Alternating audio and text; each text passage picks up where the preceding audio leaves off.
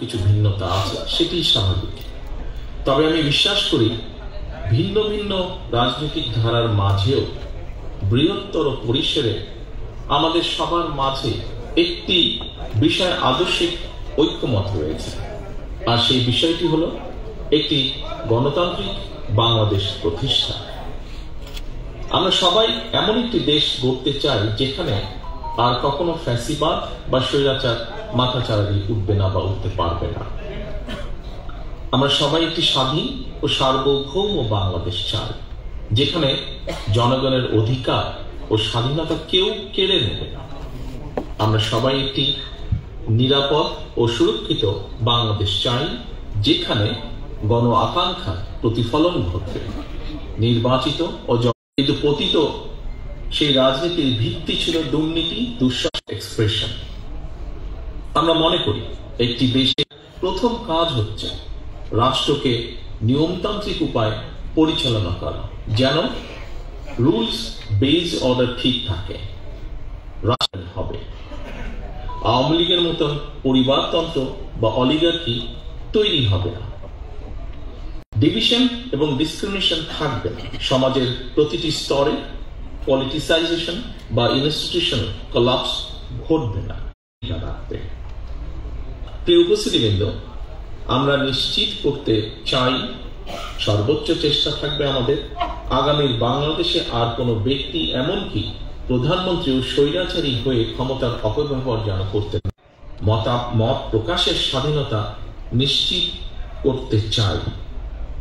ঠিক যেভাবে আজ থেকে 2 দশক আগে বিএনপি সরকারের সময় বাংলাদেশে মিডিয়া ভিত্তিহীন সংবাদ পরিবেশন করেছিল, media trial and propaganda campaign করেছিল, কিন্তু আমরা তার প্রতিদানে কোনো মিডিয়ার কণ্ঠরোধ করিনি কিংবা কাউকে। সর্বোচ্চ চেষ্টা করবো ইনশাআল্লাহ। আমাদের লক্ষ্য এমন একটি রাষ্ট্র কাঠামো গড়ে তোলা যেখানে ইউটিউব, ফেসবুক এবং আদার অনলাইন প্ল্যাটফর্মে নিজেদের ভাবনা প্রকাশের কারণে কিংবা প্রধানমন্ত্রী সহ গুরুত্বপূর্ণ ব্যক্তি দেশ গঠনের দায়িত্ব সবার সূচনা হওয়া উচিত, যেখানে সমাজের পরিবর্তিত অবস্থা ও জনগণের আকাঙ্ক্ষার প্রতিফলন থাকবে বা দেখা যাবে। ফ্যাসিবাদের পতনের পর গত 3 মাসে বিএনপির জাতীয় নেতৃবৃন্দ এমন অনেক উদ্যোগ গ্রহণ করেছেন যাতে রাজনীতিতে আধুনিকায়নের উন্মেষ ঘটে। সেই সব উদ্যোগকে তারুণ্যের উদ্দীপনায় দেশ জুড়ে প্রতিপালন করেছে বিএনপির তৃণমূল। ফলে আপনারা দেখেছেন অতীতের মতোই কিভাবে বিএনপির নেতাকর্মীরা বন্যার সময় সর্বোচ্চ সাংগঠনিক শক্তি ও সাহায্য নিয়ে জনগণের পাশে দাঁড়িয়েছে। গণ অভ্যুত্থানে শহীদ ও আহত পরিবারগুলোকে আন্তরিক সহায়তা প্রদানের চেষ্টা করেছে।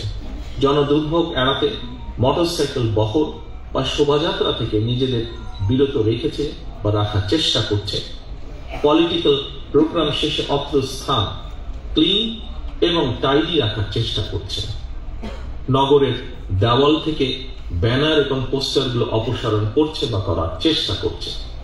ত্বরান্বিত করার চেষ্টা করছে জনসম্পৃক্ত এবং সমাজ বান্ধব। শাস্তি দেবার কোনো ইতিহাস নেই বললেই চলে।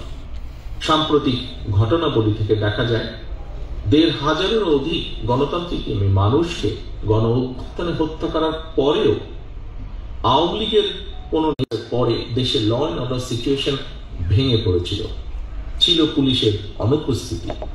সেই সময় দলীয়ভাবে বিএনপি সাধারণ মানুষের পাশে দাঁড়িয়েছে, দেশকে আগলে রাখার চেষ্টা করেছে, নিশ্চিত করার চেষ্টা করেছে জননিরাপত্তা এবং রাষ্ট্রের স্থিতিশীলতা।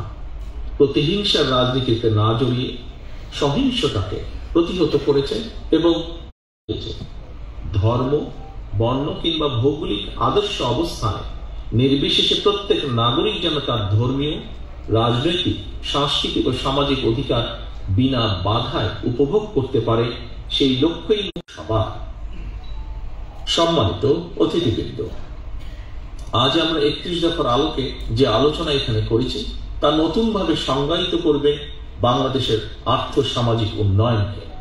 আকাঙ্ক্ষার আলো দেখাবে পরিবর্তনকামী গণমানুষকে। রাষ্ট্র কাঠামো মেরামতের এই রূপরেখা তৈরি হয়েছে শহীদ রাষ্ট্রপতি জিয়া রহমানের শরীর সকল রাজনৈতিক দলের ঐক্য মতে 31 দফায় পরিণত হয়। বর্তমানে দেশে আলোচিত প্রায় সব সংস্কার প্রস্তাবই আমাদের এই 31 দফায় অন্তর্ভুক্ত। সকল মানুষের জীবনের সুরক্ষা নিশ্চিত করবে। যে সংস্কার